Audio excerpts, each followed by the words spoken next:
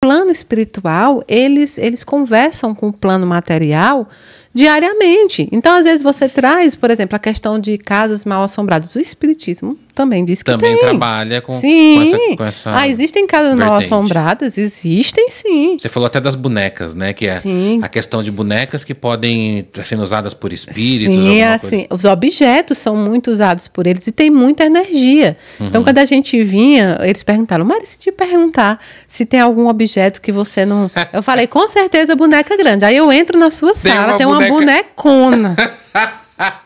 É a primeira coisa que tá ali no canto. É uma boneca. As minhas bonecas nunca deixei ser maiores, porque eu só tive uma. E essa uma foi o terror, assim, um pouco da minha infância.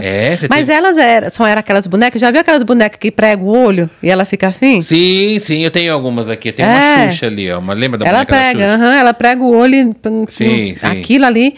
E aí, quando pequena, eu olhava pra ela, e aí ela tava com o olho assim, de repente ela abria e ela fazia com o outro. Aí eu falava, isso aqui tá errado.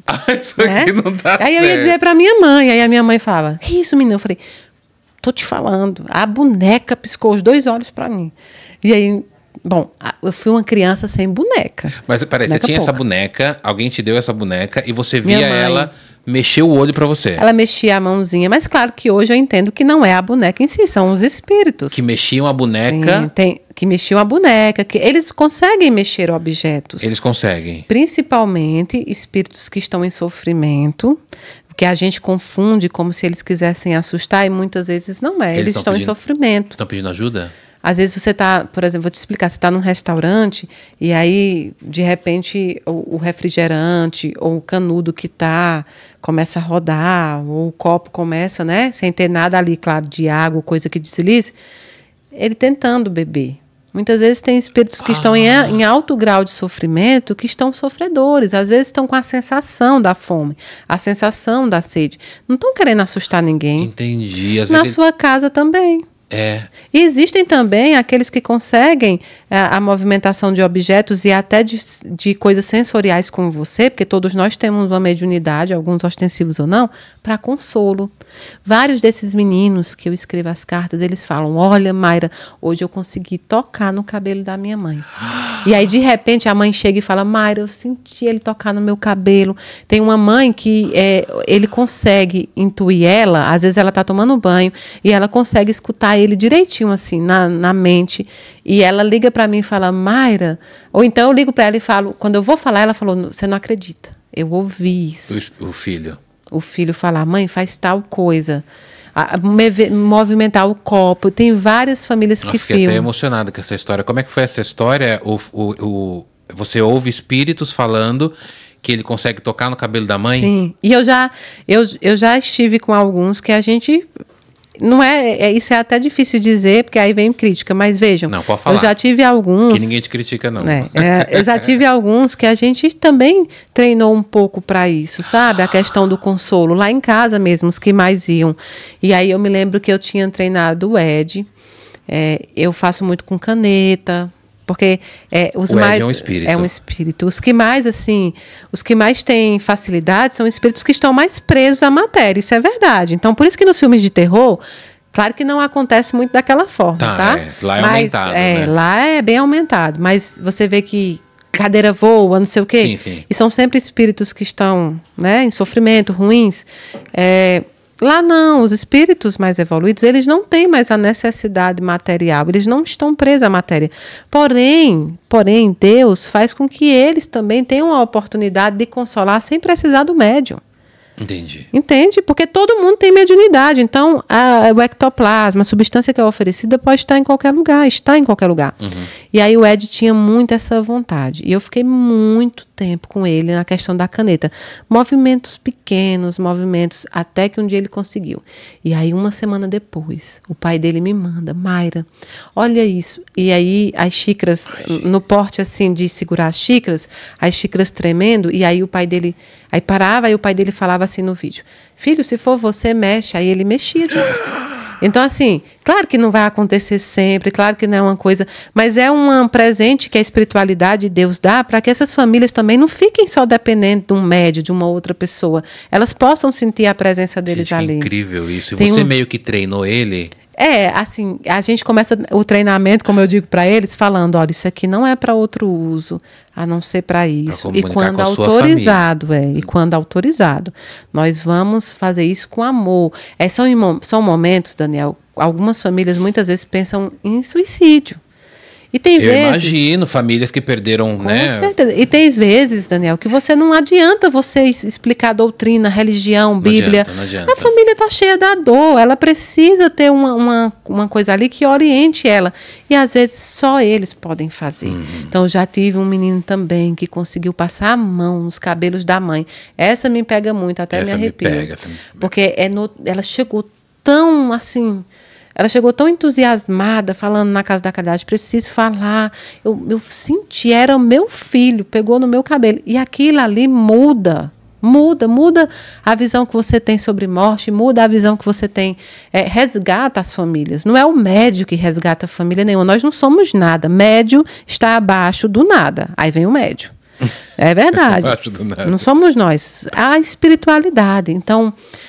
Teve já famílias que me mandaram fotos, por exemplo, de rosas, que eu costumo muitas vezes atender alguns pedidos deles. Então, às vezes, algumas mães recebem um dia do aniversário, um presente deles. Eu compro o presente e eu mando. O espírito fala, Mayra, por favor, eu queria dar um presente para minha mãe, compra uma rosa. Compra uma rosa, compra isso. E eu dou um jeito e faço chegar. Então, assim, a minha intenção não é ficar famosa, minha intenção não é ir aparecer em internet, em televisão e não sei o que, não. Minha intenção é cumprir minha missão do melhor jeito. E, às vezes, o melhor jeito não é o retrógrado, não é o aplicar doutrina em cima da dor, não é o aplicar religião em cima da dor. Cara, você está lá pregando doutrina para quem tá doendo do dedo do pé dela ao fio do cabelo. Entregar um filho à pátria espiritual é uma experiência sobrenatural. A dor é realmente sobrenatural. Para mim é a pior dor que tem, enfim. Essas mães, elas viram mães da eternidade. Ou seja, são mães dos dois planos. E isso é muito forte. Então, eu tive uma carta, que essa me pega muito, porque eu sempre tento fazer do momento da leitura da carta algo muito especial. Mais então, alegre, né? Mistura aquela coisa de choro, mas mistura com riso. Porque aí eu falo para eles, fala alguma coisa engraçada, porque a sua mãe está chorando. Daí eu começo a falar. Você pede isso? Pede. Fala alguma coisa que... Aí a mãe às vezes está chorando e de repente ri no meio do choro, porque ela vê ele ali. E aí essa mãe, o filho dela tinha sido assassinado no Goiás. E ele foi assassinado por defender um amigo. Uma briga de pagode. E vinha uma pessoa com a faca para matar o amigo e ele se foi na frente. Meu Deus. E mataram ele. Um menino muito do bem, mas a família sempre muito feliz. E ele estava junto com a avó, né? Porque a avó foi. E nessa carta eles começam cantando o hino da Portela. A carta ele começa assim. E no final ele começa a falar sobre o Vasco, porque eles eram vascaínos. A cantar a música da Fusaca, né? Que eu não sei, mas eles cantaram. Essa mãe pegou essa carta, tanto ela cantou, como quando terminou a psicografia. Ela saiu o colégio inteiro, quando a gente faz num colégio emprestado, dançando, cantando, mostrando essa carta. Em luto, né? Assim, num processo de luto, sim, mas agora né? Dançando, mostrando a carta, feliz e tudo. E ali eu recebi aquele vídeo e pensei, é isso. Sabe? É isso o meu papel, porque para doutrinar, para falar só da doutrina seca, da lei, tem os doutores da lei. Não precisam de mim, eu não sei nada de doutrina espírita, eu sou uma mera estudante ainda, eu vou demorar encarnações para chegar. Tem muita gente que sabe muito mais do que eu, mas eu preciso fazer o meu trabalho. Eu preciso fazer o meu trabalho de consolo, de amor e de abertura de campos. Então, eu tive tem muitas cartas. Tem a carta do Ronaldinho, que essa carta, ela é uma carta para a humanidade. Ronaldinho? Eu nunca exponho as cartas, não, até para proteger as famílias, das perseguições, das coisas. Então, as minhas cartas nunca... É só raro... vão para a família, né? É raro um que vai assim ao ar no YouTube. Mas a carta do Ronaldinho, eu pedi para a família. Por quê? A carta do Ronaldinho é do menino lindo, um menino que não vinha com nenhum processo de depressão, nenhum processo assim. Ele não é um menino que sofreu disso. Em um determinado tempo, ele começa a viver muito no mundo do videogame, no mundo da internet. E ali ele conhece, sim, um pouco da maldade humana, dos preconceitos, das coisas que tem mesmo, né? E ele, meu Deus, se focou muito ali. E aí ele tira a própria vida. Tira a própria vida. Quantos anos? Novo. Ele era muito novinho. Uns 20, 21. Não me lembro agora quantos Ronaldinho tem. Muito novo. Era um rapaz. Era um menino que tinha tudo pela frente. Sim. Acho que ele era mais novo do que isso. Depois eu vou até perguntar para a Luciana. Ele era mais novo, inclusive. Eu digo que eles são tudo feio e velho, né? Porque aí é o meu jeito de tratar eles. Eu tenho um apelido para eles. Feio e velho. Tudo eu digo que é feio. Os meninos feios. Quando as mães estão chorando, eu falei, feio. E aí o Ronaldinho veio muito com essa luta. Em que pese ele querer falar com a família, querer mostrar que estava vivo, esse menino veio intuído a trabalhar para isso. Então, hoje ele trabalha com pessoas que estão prontas a tentar. Então, o trabalho do Ronaldinho hoje é ir a essas pessoas, evitar que elas façam isso. E por muitas vezes ele consegue. E por muitas vezes, algumas mães dizem, Mayra, o Ronaldinho ajudou minha filha. Mães que nunca conheceram a família do Ronaldinho, sabe? Porque o Ronaldinho virou um trabalhador nessa área que é difícil. E na carta dele, a última frase da carta era assim: desliguem as telas e vão viver a vida, porque ela vale muito a pena. Eu vou desligar até o meu aqui, gente. Pronto, do céu, aquilo ali eu falei, eu vou pedir permissão à família, porque essa carta precisa ser da humanidade. Esse menino precisa falar isso. Ele falou muito e tudo que... Então, eu tive muitas experiências. Toda carta que você entrega à família, você aprende alguma coisa. Muito que eu sou hoje de mulher, de mãe, muito dos meus princípios foram modificados por pessoas que eu conheci ali. Foram modificados. Ali nas psicografias, né? A história, né, dos espíritos.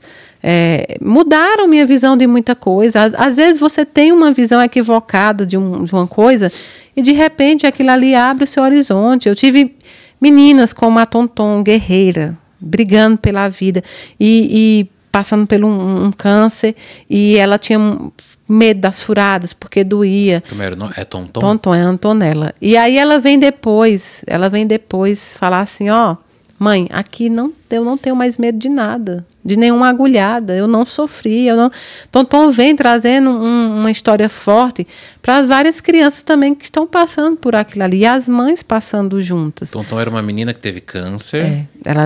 E aí ela lutou muito, a mãe lutou, tinha uns tipos de exame raros que tinha que fazer nela, e aí furava ela.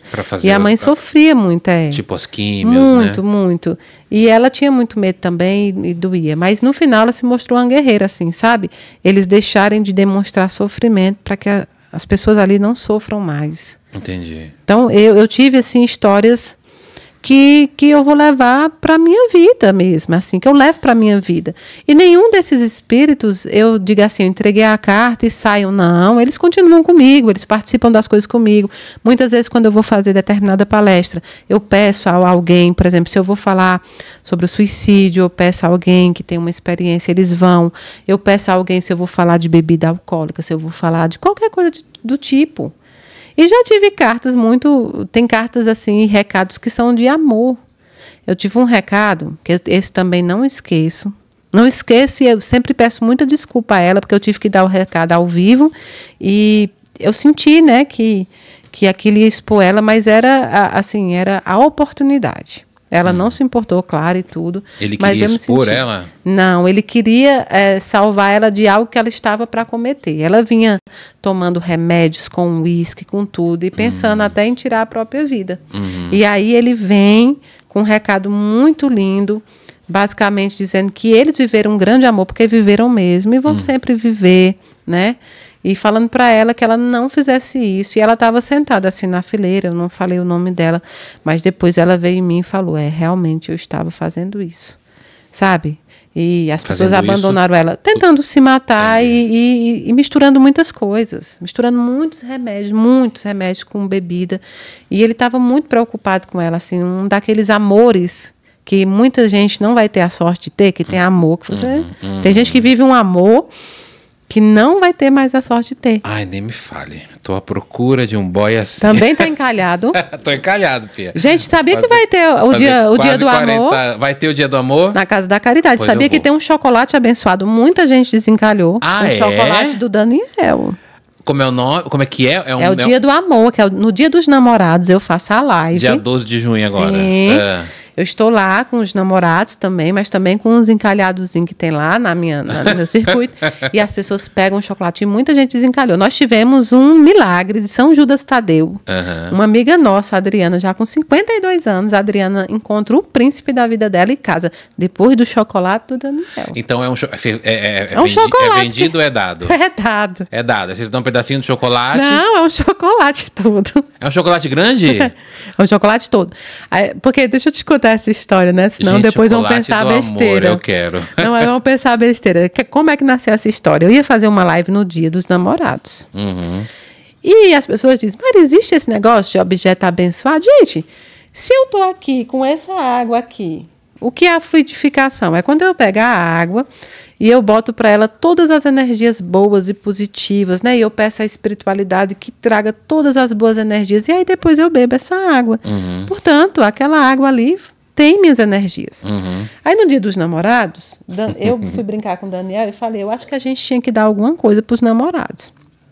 Para desencalhar. Porque eu sempre brinco também que tem vários no meu grupo encalhados. Aí o Daniel riu, falou, pupila, tal, aquele negócio. Que ele é brincalhão também, ele é muito amoroso. Aí eu peguei e mandei comprar vários chocolates, assim, um trem desse tamanho de chocolate. Muitos, uns 200, 300. E aí sim, antes de iniciar, chamei os 85 espíritos da casa. 85 espíritos. Fiz uma oração, pedi para o Daniel também, para que aquele artefato, que aí a gente chama de artefato, né, mágico, por quê? Porque não é o chocolate que vai fazer nada. Mas quando você vai ali e pega ele, você está trazendo para você aquelas energias e tudo aquilo que a gente desejou. Que encontre uma pessoa boa, que não é um casamento perfeito, que não vai existir, mas que saibam ter paciência um com o outro. Então, ali vai as energias das orações. Esse chocolate não deu para quem quis. Eu imagino. Tinha gente que passou o ano inteiro pedindo esse chocolate, mas ele só acontece no dia dos namorados. Mas você tem que fazer pedacinho, Maíra, aí dá para dar para mais pessoas. Mas, rapaz, eu tô pensando esse ano que eu vou ter que comprar um tonel para botar esse chocolate. Porque o que tem de encalhado... Então, assim, eu já tô imaginando a quantidade de bombom que eu vou ter que botar ali. E eu acho que dessa vez não vou fazer as orações, não vou fazer as energias no dia. Vou fazer uns 8 dias antes, que é para ficar bem... no dia já tá pronto. Vai ficar tudo certo. Eu já amei essa ideia e já quero um chocolate desse. Mas teve gente que comeu uns 8 e não aconteceu. E não aconteceu. Mas você sabe que esses dias, né, eu tava até pensando, eu vou fazer 40 anos esse ano, em dezembro. Eu falei, nossa, eu vou ficar pra titia mesmo, né? Não achei um boy e tal. Aí eu tava até indo tomar banho, eu falei assim, eu acho que agora eu quero namorar. Você acredita que começou a aparecer umas oportunidades de gente querendo namorar? Sem eu fazer nada? Começou a aparecer gente assim, legal. Eu falei, olha, eu acho que a gente abre o campo, né? Abre. Assim como a gente atrai os espíritos pela afinidade, pelos nossos sentimentos, a gente atrai as almas, que as almas somos nós encarnados, né? Também pelas nossas afinidades. E também pelo rumo que você dá. Essa questão de casamento, de namoro, é uma questão muito importante. Porém, ela não pode ser tida assim, que eu tenho a obrigação, porque a sociedade quer, porque... Não, né? É porque eu quero mesmo. Tem que ser algo que você queira partilhar uma encarnação com alguém. Olha que coisa importante. Você vai partilhar uma encarnação com as tristezas e alegrias com alguém.